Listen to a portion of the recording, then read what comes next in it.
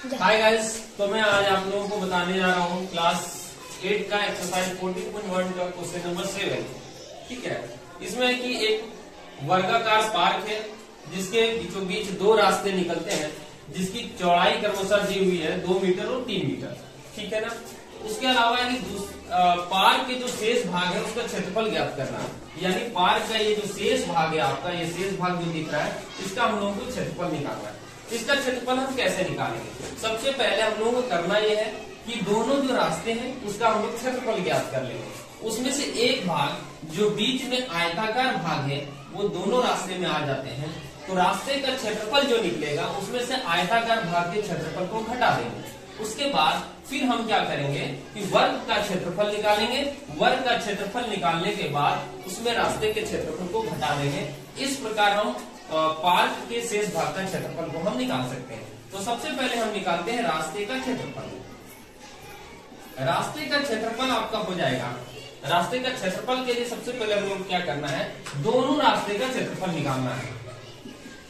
दोनों रास्ते का क्षेत्रफल, और इसमें से जो आयताकार भाग है उसमें से घटा देंगे छोटे आयत का क्षेत्रफल। छोटे आयत का क्षेत्रफल को हम लोग इसमें घटा देंगे। ठीक है, दोनों रास्ते का क्षेत्रफल हम लोग निकालेंगे। अब रास्ता जो है वो आयताकार है, तो आयत का जो क्षेत्रफल होता है वो होता है लंबाई गुना चौड़ाई। क्या होता है? आयत का क्षेत्रफल लंबाई गुना चौड़ाई होता है। क्योंकि दो रास्ते हैं तो ये दोनों रास्ते को लंबाई गुना चौड़ाई के फॉर्मूला पर बैठा देंगे। फिर ये छोटा आयत है उसका क्षेत्रफल निकालेंगे। इसका क्षेत्रफल भी लंबाई गुना चौड़ाई हो जाएगा। ठीक है, तो पहला रास्ता, इसका चौड़ाई 2 मीटर है, लंबाई चूंकि ये 30 मीटर है, तो यहाँ से यहाँ तक की दूरी की बराबर होगी। चूंकि ये वर्ग है तो इसलिए इसको हम गुना करेंगे 2 गुना 30 से। ठीक है, पहला रास्ता का निकल गया। अब हमारा ये दूसरा रास्ता है, इसकी हमारी चौड़ाई 3 मीटर दी हुई है, लंबाई चूंकि एक वर्ग है तो फिर से ये क्या होगा 30 मीटर हो जाएगा। तो इसको हम लोग 3 × 30 कर देंगे। अब रही बात इस भाग का, इस भाग का क्षेत्रफल हम लोगों को ज्ञात करना है। ये जो छोटा आयत है उसका क्षेत्रफल, तो इसकी चौड़ाई यहाँ जितना है सेम इतना ही नहीं, तो ये चौड़ाई हो गया 2 मीटर, और लंबाई देखिए ये से यहाँ तक की जो डिस्टेंस है, यहाँ से यहाँ कितना हो गया 2 गुना 3 यानी 2 × 3। अब इसको हम लोग मल्टीप्लाई कर देते हैं। 3 को 2 से 60 प्लस 3 × 30 = 90 माइनस 2 × 3 = 6। अब इसको ऐड कर देते हैं। 150 माइनस 6 = 144 मीटर स्क्वायर। ये हम निकाल लिए रास्ते का क्षेत्रफल। अब हम बताए थे रास्ते के क्षेत्रफल निकालने के बाद ये जो वर्ग है इसका हम लोग क्षेत्रफल निकालेंगे। निकालते हैं वर्गाकार बगीचे का क्षेत्रफल। वर्गाकार बगीचे का क्षेत्रफल क्या होता है?